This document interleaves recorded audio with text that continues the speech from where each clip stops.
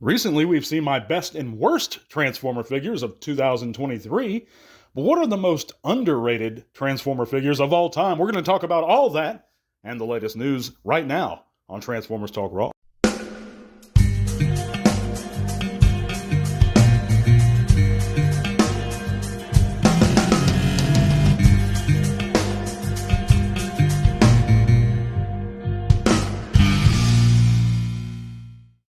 That's right, friends. We're back with an all-new segment. I'm sorry to keep you guys delayed for this long. I was out. I was very, very ill this entire past weekend. But to kick off this new year right, we're going to go with the most underrated figures of all time, guys. That's right, the top 10 most, to be more specific. And this is only my opinion, guys. Please take it with a grain of salt. If you agree with me, let me know in the comments. If you disagree, let me know too. There's no fault in it either way. It's just my opinion, guys. But we're going to go right on to it. Number 10 most underrated figures of all time are going to be the Siege Seeker mold. That's right. I really feel strongly about this, guys. Well, it's a well-liked mold by a lot of folks. I think it's underrated. They're so integral and fantastic. Hasbro's still using them after about, I think, 4 years now. They've been pumping out new versions of the mold all the time. We got in a sale just recently in the Gen Selects line. It's just a fantastic mold, very underrated. And that's going to be my number 10. Number 9 is going to be the G2 the original G2, Dreadwing, and Smokescreen. So that goes way back, guys, into the 90s, the early to mid-90s. This was a big, chunky figure that came with a little sidekick. It was 2 jets, a stealth bomber, and they were dark blue. I got them originally as a kid. I loved these figures. They were fantastic. I know the molds were used a little later. I believe in Machine Wars, could have been in Universe 1.0, but they were just great figures, guys. If you don't have a version of these guys and you like those G1 chunky kind of sturdy feeling bots, old school bots, these are just such a fun set, guys. Pick it up. But that's going to be my number 9 most underrated figure of all time, is the G2 Dreadwing.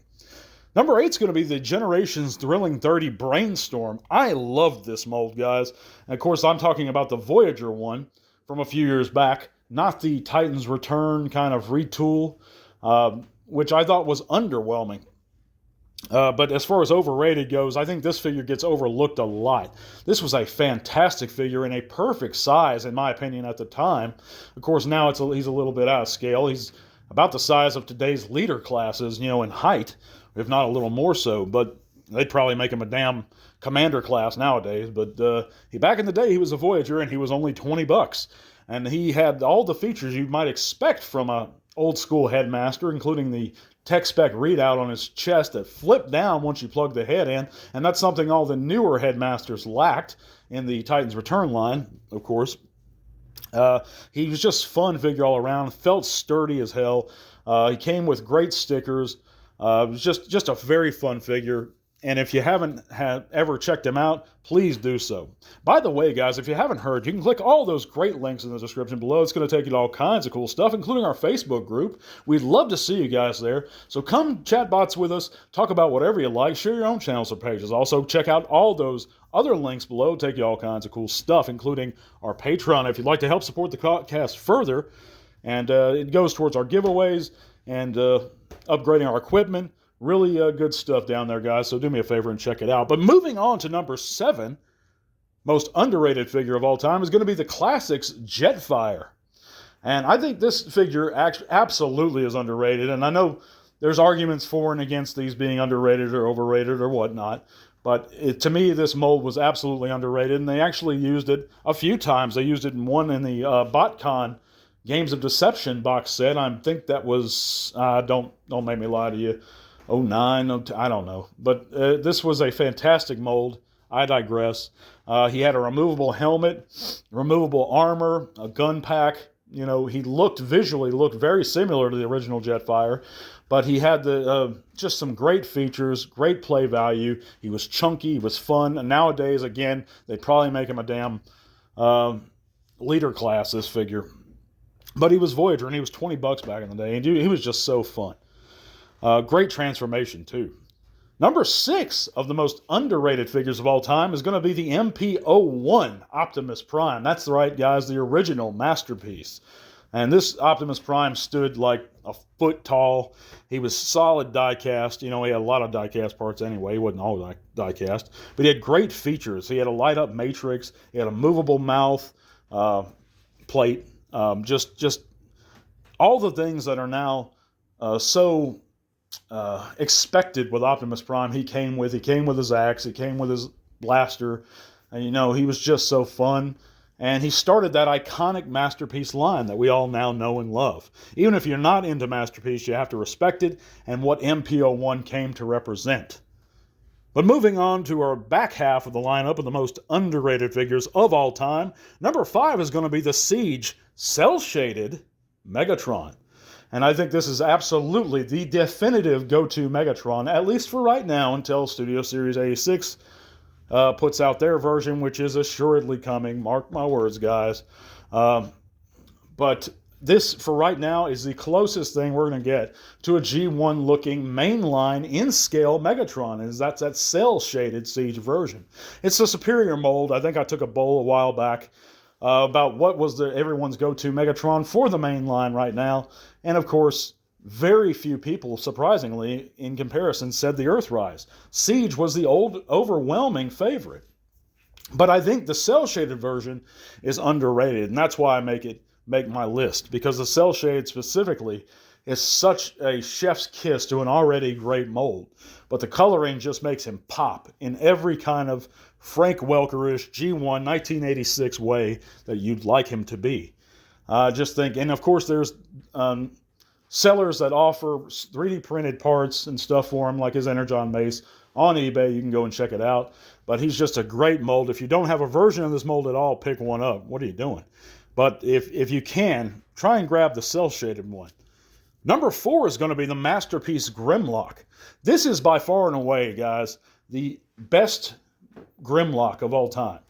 It is. As much as I love, and I'm not knocking the Studio Series 86 Grimlock, it's a great figure, but it's only number 2, and it comes in number 2 to the MP Grimlock, which I did own at one point. And if you ask me, the MP Grimlock will actually still scale pretty well with the other Dinobots. In my mind, anyway, Grimlock was always a little larger than the rest.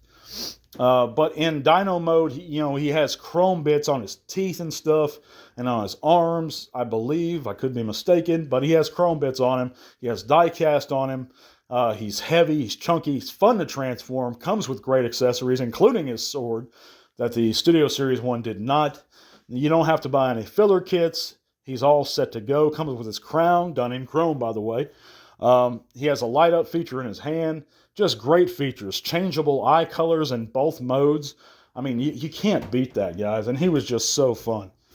But moving on, number 3 of the most underrated, not overrated, that's a different list. Underrated figure is going to be the original Beast Wars Transmetal 2 Megatron. That's right, guys. Unlike the recent offering that I found a bit unsavory, the old school Beast Wars Transmetal 2 Megs did come with that sweet vac metalized transmetal chrome that we all know and love, that I dearly, dearly miss. He was also a bit chunkier to me, had the play feature of that switch on his back, being able to completely control his dragon neck, unlike the new one again, where it can look up to the side just with a push of the lever. I miss the gimmicks, man. That's part of the fun of the Transformers. I think the toy line should evolve for adults, but it should always be for children. So I think it should be for everyone. And and I know that they are for everyone, but now they're splitting up lines, making things age-specific, and I'm just not down for that. To me, if you like Transformers, you like Transformers. Baby's first Autobot. My first Autobot was Blur, 86 Blur. We didn't need rescue bots. Just get them a damn regular Transformer. I just, I hope you guys see where I'm coming from with that. At least some of you do. But I think all TFs should be for everyone.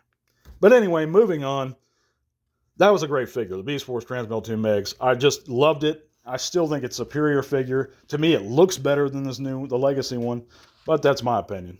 The number 2 most underrated Transformer of all time is going to be MP10 Optimus Prime. And this is just such an iconic figure. As much as MP01 made an impact on what masterpieces would become, MP10 set the gold standard, in my opinion, being a superior figure in almost every way to the newest Optimus Prime in the Masterpiece line. But it made MPs more accessible, in my opinion, as he was available everywhere. We saw so many versions of this mold. At the time he came out, he was considered to be, the greatest Transformer ever produced by many, many, many people.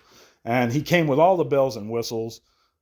He was just perfect in every way. And he came with everything here in North America. I mean, in Toys R Us, he was packaged with his trailer, with roller, with spike, I believe. Just everything, his axe, his mace, the Matrix, everything. He was just a great figure, and I think he's a bit underrated today when thinking about him in retrospect.